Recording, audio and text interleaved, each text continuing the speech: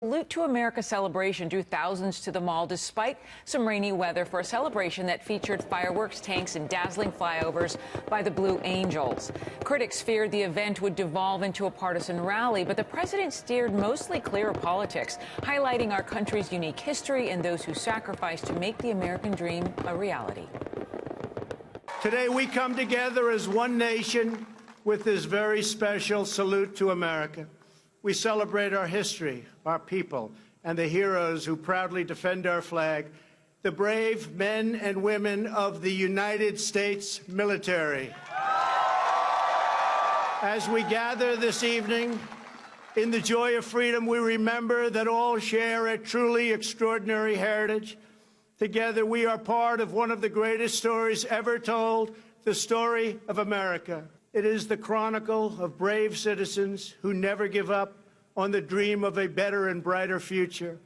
In 1963, Reverend Martin Luther King Jr. stood here on these very steps and called on our nation to live out the true meaning of its creed and let freedom ring for every citizen all across our land. It has willed our warriors up mountains and across minefields. It has liberated continents, split the atom, and brought tyrants and empires to their knees. White House correspondent Kevin Corke is reporting live from the presidential mansion. Fair to say, Kevin, the president was happy with the way the Salute to America event unfolded?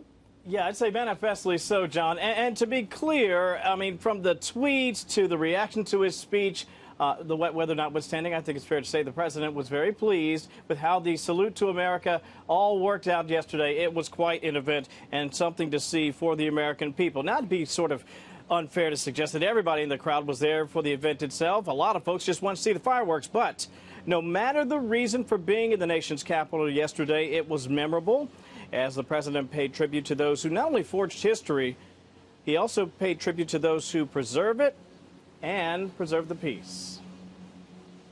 As long as we stay true to our cause, as long as we remember our great history, as long as we never, ever stop fighting for a better future, then there will be nothing that America cannot do.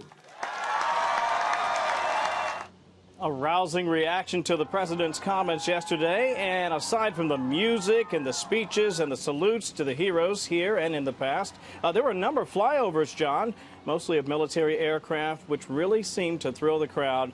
Despite all the heat and the humidity and the rain, it was a lot of fun to watch those fly over. Of course, the evening culminated with an incredible fireworks display, dampened only by a bit of cloud cover and intermittent rain showers, but that was not enough to dampen the spirits of those along the mall and those watching all around the nation's capital. It was quite a scene down here in Washington, John. Well, the president may have been happy with it, but not everybody was. There were a lot of protests over this event, right? Tell us about that. Yeah, you're right on the money. Listen, protests are fairly common here at the White House. We see them just about every day in some variety or another. But yesterday, they took a bit of a dangerous turn for a while.